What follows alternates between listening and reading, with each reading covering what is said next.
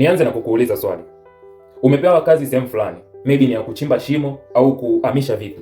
Sasa ukiwa unaendelea na ile kazi, ukakutana na vipande vya dhahabu vyenye thamani tuseme zaidi ya bilioni 1 au bilioni na. Wewe hatua ya kwanza ungefanya nini? Ungevipeleka kwa mtu ambaye amekupa kazi au ungevificha baadaye ukauze upate kipato ambacho kinaweza kuendeleza maisha yako baadaye? Sasa story hii inakuja bwana huko nchini Ubelgiji. Kuna jamaa mmoja anaitwa Kobe mwenye miaka 18. Yeye na wenzake walikuwa ni fundi ujenzi. Sasa katika kufanya kwao kazi walikuwa wanachimba kule yale mabomba ya kusafirisha maji taka. Wakakutana na vipande vya dhahabu ambavyo vilifichwa ni kama karne za huko nyuma sana. Vina thamani ya zaidi ya bilioni 29 za Kitanzania, ni kama euro fulani hivi. Sasa hao walipopata tu zile vipande vya dhahabu, hatua yao ya kwanza waliviwasilisha kwa waajiri ambao wamewapa kazi. Wale waajiri wakapigia simu polisi na polisi wakachukua vile vipande vya dhahabu.